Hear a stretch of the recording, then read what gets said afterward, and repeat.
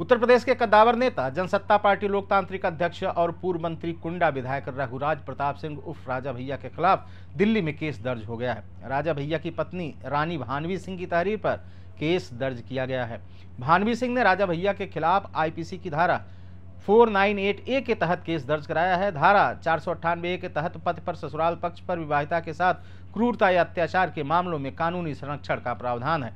Safdarjung enclave थाने में case दर्ज कर राजा भैया के खिलाफ जांच की प्रक्रिया शुरू किए जाने की बात कही जा रही है। प्रतापगढ़ के शाही परिवार से ताल्लुक रखने वाली भानवी कुमारी सिंह ने अपने पति विधायक रघुराज प्रताप सिंह के खिलाफ दिल्ली पुलिस में गंभीर आरोपों के साथ शिकायत दर्ज कराई है। उन्होंने अपने पति पर शारीरिक और मानसिक क्रूरता का आरोप लगाते हुए धारा 498 के तहत FIR दर्ज करने की मांग की है। भानवी सिंह ने शिकायत में कहा है कि उनके पति ने उन्हें बरसों तक शारीरिक और मानसिक रूप से प्रताड़ित किया। भानवी सिंह का आरोप है कि लगातार मारपीट के कारण उनके शरीर के अंग क्षतिग्रस्त हो चुके हैं। उन्हें अपने जीवन पर खतरा महसूस हो रहा है।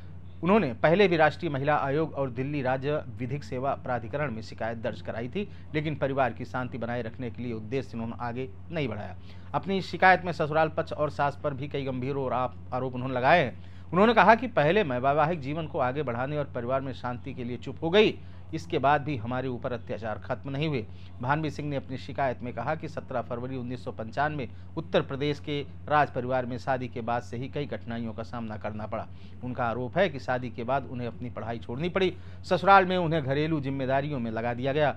उन्होंने यह भी दावा किया कि उनके पति ज़्यादातर समय लखनऊ में बिताते थे, जबकि वह अपने वैवाहिक घर बैती कोठी कुंडा प्रतापगढ़ में अकेली रहती थी। शिकायत में यह भी कहा गया है कि ससुराल में उनकी निजता का सम्मान नहीं किया गया। उनकी सास उनके वैवाहिक जीवन में दखल देती थी और उनके पति इस पर कोई ध्यान नहीं देते थे।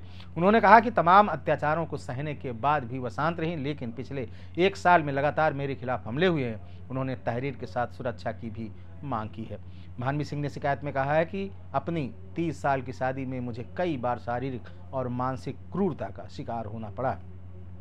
घरेलू हिंसा, क्रूरता और मेरे प्रति द्वारा मेरे खिलाफ किए गए अत्याचारों की घटनाओं का पूरा विवरण उन्होंने विस्तार से अपनी तहरीर में दी है। राजा भैया पर बहुत परेशान करने और मारने पीटने का आरोप है। उन्होंने राजा भैया पर मानसिक रूप से प्रताड़ित करने का आरोप भी लगाया है। उन्होंने राजा भैया पर अपमान करने का आरोप लगाया। भानवी सिंह ने आरोप लगाया कि मेरे पति और मैं दोनों एक पूर्व शाही वंश से ताल्लुक रखते हैं। मेरे पति एक शक्तिशाली और प्रभावशाली व्यक्ति हैं। वह अवध क्षेत्र के भद्री स्टेट से हैं। वर्तमान में उत्तर प्रदेश विधानसभा में अपने 7वें कार्यकाल के विधायक हैं। उनका काफ़ी राजनीतिक प्रभाव और वर्चस्व है। मैं भी बस्ती के पूर्व शाही परिवार से ताल्लुक़ रखती हूँ। मेरे पति अपनी ताकत का गलत इस्तेमाल करते हैं। वह अपनी जिम्मेदारियां नहीं निभाते। भानवी सिंह ने आरोप लगाया है कि 1998 में गर्भवती होने के बाद भी उन्हें अपने पति से कोई भावनात्मक या शारीरिक समर्थन नहीं मिला। डॉक्टरों ने उन्हें जुड़वा बच्चों की मां बनने की सूचना दी और सावधानी बरतने की सलाह दी, लेकिन उनके पति ने उनकी देखभाल में कोई रुचि नहीं दिखाई। शिकायत के अनुसार उन्हें ज़बरदस्ती लखनऊ से बैती भेज दिया गया।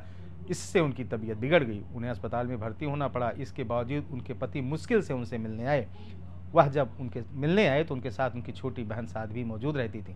3 जुलाई 1998 को भानवी कुमारी ने जुड़वा बेटियों को जन्म दिया, लेकिन यह उनके पति को स्वीकार नहीं हुआ। उन्होंने बेटियों के जन्म पर असंतोष जाहिर किया। भानवी कुमारी के साथ और अधिक दुर्व्यवहार करने लगे।